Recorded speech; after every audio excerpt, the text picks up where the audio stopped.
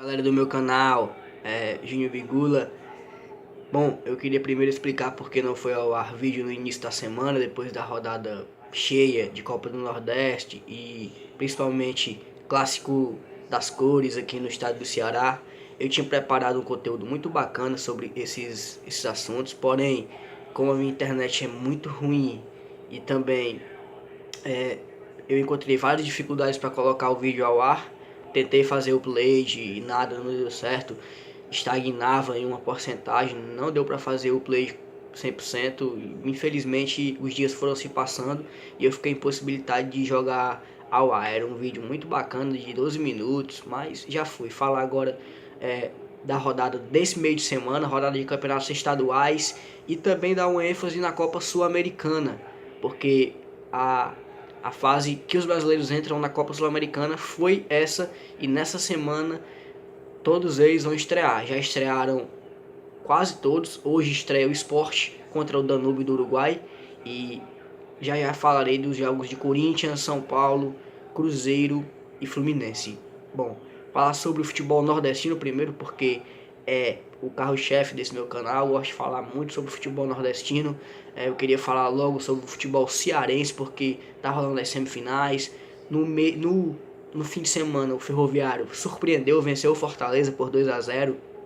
O Ferroviário, que teve muitos problemas no início de temporada, nem era para estar disputando a primeira divisão. Quem era para estar na vaga dele era o Alto Santo, mas o Alto Santo desistiu e o Ferroviário ocupou essa vaga. E primeiro com o Marcelo Vilar no comando, agora com o Vladimir de Jesus, vem fazendo um trabalho surpreendente com Mota, com Valdecir, com Vitinho, com Assisinho, Maxwell, que jogou aqui comigo no Núcleo D. O Betinho, o grande Betinho, trouxe ele para jogar com a gente, jogou aqui no futebol amador. Então torço pelo Maxwell. Ele perdeu um pouco de espaço, é reserva, mas entrou faltando 5 minutinhos ali na grande vitória do Ferrinho, 2-0, gols do zagueiro Tony Belém e do experientíssimo Mota. Mota campeão com o Cruzeiro da Tríplice Coroa em 2003, Mota super campeão com o Ceará, Carrasco, que sempre foi do Fortaleza, mais uma vez fez o leão de vítima. E ontem, lá no estádio Mauro Sampaio, no Romeirão, em Juazeiro do Norte, terra do Padim Padre Cícero, o Guarani de Juazeiro recebeu o Ceará. O Guarani de Juazeiro, que tem o artilheiro da competição, Leilson, com 8 gols. Tem Adenilson, grande camisa 10, que enfia a bola em todos os cantos. Tem Honda pelo lado esquerdo, Ítalo de centroavante. Tem Reginildo na zaga. Tem Léo no gol, que fez ótimas defesas, 2 intervenções em chute do experiente Magno Alves. O Guarani não jogou muito bem, não atacou tanto como se esperava. E o Ceará teve 2 oportunidades com o Magno Alves, ambas pararam no goleiro Léo. Mas foi um jogo que ficou aquém do esperado, de não muitas chances. Agora, no dia 16, terá o segundo jogo no Castelão e depois o terceiro e último jogo do playoff. Lembrando que o regulamento diz que as equipes que fizerem 5 pontos se classificam. No caso, uma vitória e um empate para qualquer lado dará classificação para a final do Campeonato Cearense. Ontem também teve rodada no Campeonato Baiano. O Vitória aplicou uma sonora goleada por 6-0 no Fluminense de Feira de Santana. Gol de Gemerson, gols de André Lima, 2 gols de Pineda, um gol de Bruno Ramires, zagueiro que veio do Cruzeiro. André Lima fez 2 também, o artilheiro André Lima, que passou por vários clubes grandes como Botafogo, Grêmio, São Paulo, jogou também no Avaí. E o time do Vitória é o líder do Campeonato Baiano com 27 pontos, o Bahia é o segundo com 21, o Fluminense de Feira com 20 e o Vitória da Conquista é o quarto com 15. Os 4 já se classificaram, já encerrou-se a primeira fase. Agora as semifinais, no dia 16, teremos o Vitória contra o Vitória da Conquista, duelo de Charás, e o Bahia contra o Fluminense de Feira de Santana. E lembrando que no fim de semana tem o Clássico Bavi, Bahia e Vitória, para parar o Nordeste pela Copa do Nordeste. E falar também do Campeonato Pernambucano, porque o Náutico goleou o Central de Caruaru por 5-0, 2 gols de Anselmo, ex-centroavante do Fortaleza, gol de Marco Antônio, ex-meia de Grêmio, Portuguesa e Figueirense, gols também de Igor Neves e Maílson, mais um volante ex-Portuguesa e Grêmio. O Náutico, que não está mais na Copa do Nordeste, o Náutico foi eliminado na primeira fase, e aí segue na competição local, né? No estadual, tentando um título. O Náutico está com o time inferior a Santa Cruz Esporte. Haja visto que as 2 equipes estão nas semifinais da Copa do Nordeste, compõe a outra semifinal, um clássico pernambucano, Santa Cruz e Sport Clube do Recife. E o Santa Cruz venceu ontem o Belo Jardim, fora de casa, aliás, na Arena Pernambuco, com o mando do Belo Jardim. O time coral de Vinícius Eutrópio aplicou 4-0 com mais um gol do artilheiro Anderson Salles, zagueiro artilheiro, bate muito bem falta e pênalti. Gols de Júlio, André Luiz e também de Tomás, revelado na Gávea, revelado no Flamengo. Bom, falar agora a classificação também da Copa do Campeonato Pernambucano. Tem o Salgueiro no hexagonal final como líder com 20 pontos. O Santa Cruz vem em segundo com 16, o Náutico com 15, Sport 14, Belo Jardim 5, Central 13. Nessa fase passam 4 para as semifinais. Salgueiro, Santa Cruz, Náutico e Sport já garantidos para fazer a decisão do Campeonato Pernambucano. Bom, falar de Copa Sul-Americana.